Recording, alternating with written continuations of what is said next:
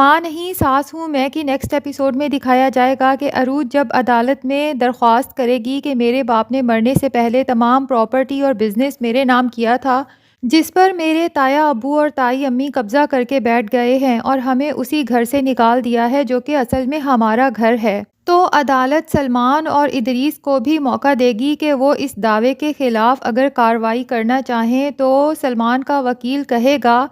کہ ہمیں اس بات کا کس طرح سے یقین آئے کہ یہ وہی بچی ہے جو بچپن میں کھو گئی تھی۔ صرف بچپن کی وہ چیزیں دکھا دینے سے یہ ثابت نہیں ہوتا کہ یہ وہی اریج ہے، یہ بھی تو ممکن ہے کہ اس لڑکی نے جب سنا ہو کہ اس گھر کی ایک بچی بچپن میں کھو گئی تھی تو اس نے خود سے کہانی گڑھ لی ہو اور گھر میں داخل ہو گئی ہو تاکہ تمام جائیداد اور کاروبار پر قبضہ کر سکے اور ہمیں کاروبار سے باہر نکال سکے، کیونکہ پراپرٹی کی لالچ میں تو انسان کچھ بھی کر سکتا ہے۔ جب عروج اور مہرین مخالف وکیل کی یہ بات سنیں گے تو سچ میں پریشان ہو جائیں گے، کیونکہ ان کے پاس تو واقعی کوئی ایسا ٹھوس ثبوت ہے ہی نہیں جس سے یہ ثابت کیا جا سکے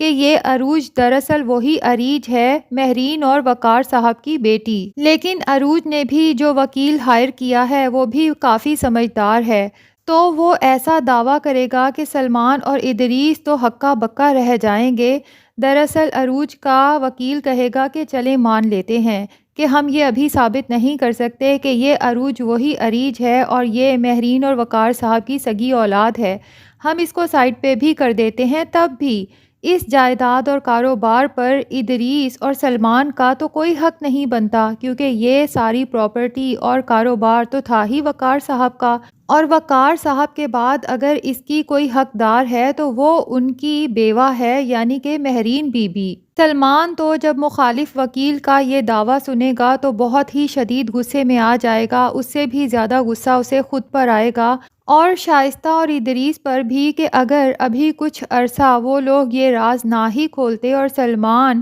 مہرین کا بیٹا ہی بنا رہتا تو آٹومیٹکلی یہ سب کچھ مہرین نے اس کے نام کر ہی دینا تھا، چاہے محبت میں ہی صحیح۔ لیکن ادریس اور شائستہ کا بیٹا بن کر کیا فائدہ ہوا، ہر چیز سے ہاتھ دھو بیٹھا، وہ کاروبار جو میرے نام سے جانا پہچانا جاتا تھا وہ کاروبار بھی آج ان کی وجہ سے میرے ہاتھوں سے جا رہا ہے۔ ادریس اور شائستہ کو بھی لگے گا کہ بس سب کچھ اب ہمارے ہاتھوں سے جا سکتا ہے، لیکن وہ اتنی آسانی سے یہ تمام جائیداد اور دولت دینے کے حق میں تو ہے نہیں، اسی لیے ادریس ایک اور شیطانی پلان بنائے گا۔ وہ سوچے گا کہ مجھے عروج کو اتنا ڈرا دھمکا دینا چاہیے کہ یہ دوبارہ عدالت کی طرف رخ ہی نہ کرے بلکہ گھر سے ہی نہ نکلے۔ جب یہ کافی پیشیوں پر عدالت میں حاضر نہیں ہوگی تو خود بخود جھوٹی ثابت ہو جائے گی اور یہ تمام چیزیں جو ہمارے پاس ہیں ہمارے ہی ہاتھ میں رہیں گی، تو وہ اپنے اس شیطانی پلان پر عمل کرتے ہوئے اسی شوٹر کو پھر سے ہائر کرتا ہے جسے پہلے بھی عروج کو مروانے کے لیے ہائر کیا تھا اور گولی سلمان کو لگ گئی تھی۔ اسے کہتا ہے کہ اب کسی قسم کی کوئی غلطی مت کرنا اور یہ ایک بات یاد رکھنا کہ ان لوگوں کو مارنا نہیں، صرف ڈرانا دھمکانا ہے، اگر تم نے گولی چلا دی یا مار دیا تو پھر تو بہت ہی برا ہو جائے گا، سارا ہمارا کیس الٹ جائے گا اور ہم ہی جیل میں چکی پیس رہے ہوں گے۔ شوٹر کہے گا کہ میں آپ کی بات بہت اچھے سے سمجھ گیا ہوں۔ وہ مہرین اور عروج کے رکشے کا پیچھا کرے گا جب وہ لوگ گھر واپس جا رہے ہوں گے۔ مہرین اور عروج تو بہت ڈر جائیں گے کہ یہ کون لوگ ہیں جو بار بار کبھی اس سائڈ سے اور کبھی اس سائڈ سے بائک لے کر آگے نکلنے کی کوشش کر رہے ہیں، کبھی ہمارا راستہ روکنے کی۔ تو عروج رکشے والے سے کہے گی کہ بھائی پلیز رکشہ تیز چلائیں، ہمیں لگ رہا ہے کہ یہ لوگ ہمارا پیچھا کر رہے ہیں، اور سچ میں وہ دونوں کافی ڈر جائیں گی، لیکن انہیں یہ تو پتہ چل ہی جائے گا کہ یہ سب کیا دھرا سلمان اور ادریس کا ہے، اس کے علاوہ تو یہ کوئی کر ہی نہیں سکتا۔ اور گھر پہنچ کر عروج غصے کے عالم میں سلمان کو کال کرے گی اور اسے کہے گی کہ مجھے پتہ ہے آج ہمارے پیچھے جو گنڈے لگائے تھے وہ تمہارا ہی کام ہے یا پھر تمہارے باپ کا،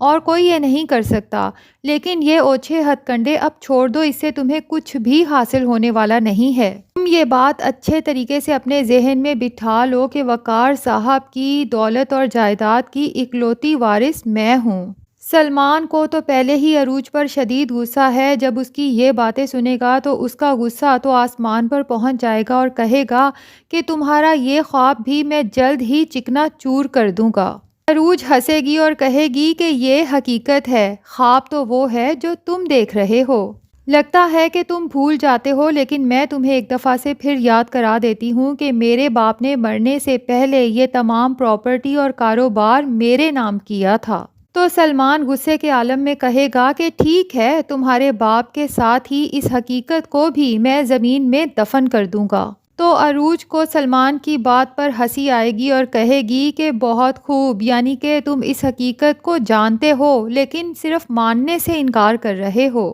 سلمان عروج کی اچھی خاصی بے عزتی کر کے فون بند کر دے گا اور فون بند کرنے کے بعد بھی شدید غصے کے عالم میں کمرے میں پیچو تاب کھا رہا ہوگا کہ شائستہ اسے دیکھ لے گی۔ سلمان بہت غصے میں ہے تو وہ پاس آ کر پوچھے گی کہ کیا ہوا، تمہیں غصہ کس بات کا ہے؟ جس پر سلمان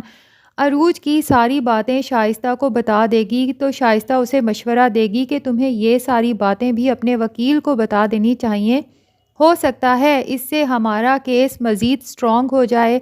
تو سلمان کہے گا کہ آپ کا کیا خیال ہے؟ میرے پاس عقل نہیں ہے، عقل صرف آپ کے پاس ہے۔ میں آلریڈی وکیل سے ڈسکس کر چکا ہوں اور وکیل نے کہا ہے کہ وہ تمہاری بیوی ہے، وہ تمہیں چاہے تو کال کر سکتی ہے، اس کا پورا حق ہے۔ جس پر شائستہ کو بہت غصہ آئے گا کہ وہ کون ہوتی ہے میرے بیٹے کو پورے حق سے کال کرنے والی؟ تو وہ کہے گی کہ بہت جلد یہ کہانی بھی ختم کر ہی دوں گی،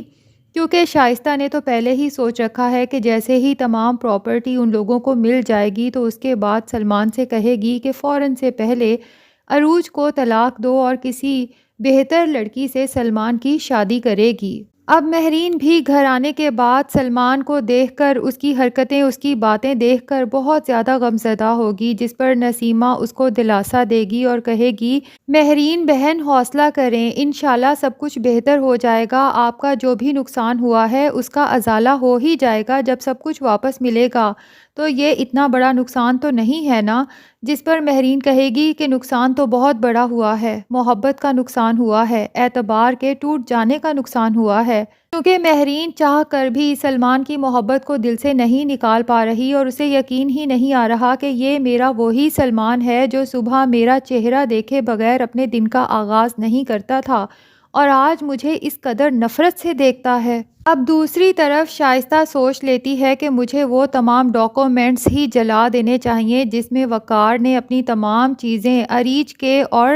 مہرین کے نام کی تھیں، اور ان کو جلانے کے بعد سلمان اور ادریس کو خوش ہو کر کہے گی کہ میں نے تمام ثبوت ہی ختم کر دیے ہیں، بس ایک دفعہ کیس کا فیصلہ ہمارے حق میں ہو جائے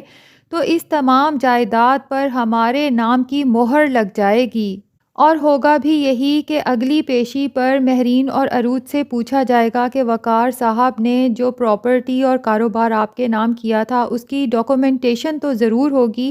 تو ثبوت کے طور پر آپ لوگوں کو وہ کاغذات بھی عدالت میں جمع کرانے پڑیں گے۔ لیکن عروج اور مہرین تو یہ سن کر پریشان ہو جائیں گے کیونکہ ان کے پاس تو کوئی ثبوت ہے ہی نہیں، ہوگا بھی کیسے جبکہ ایکسیڈنٹ کے بعد مہرین کی تو دماغی حالت ایسی تھی ہی نہیں کہ وہ ہوش و حواس کی دنیا میں ہوتی اور اپنی چیزیں سنبھال پاتی، اور جب تک اسے ہوش آیا تب تک سب چیزوں پر شائستہ اور ادریس قبضہ کر چکے تھے۔ بہرحال اب دیکھنا یہ ہے کہ عروج کا وکیل جو کہ کافی سمجھدار انسان ہے وہ کس طرح سے ان ڈاکومنٹس کو پھر سے نکلواتا ہے، کیونکہ جھوٹ بہرحال جھوٹ ہی ہوتا ہے اور جیت ہمیشہ سچائی کی ہوتی ہے۔ تو دوستو، اگر آپ اس ڈرامے سے اپڈیٹڈ رہنا چاہتے ہیں تو پھر دیر کس بات کی ہے، جلدی سے ہمارے چینل فاطمہ ارائیں کو سبسکرائب کر کے بیل آئیکن پر کلک کر دیں۔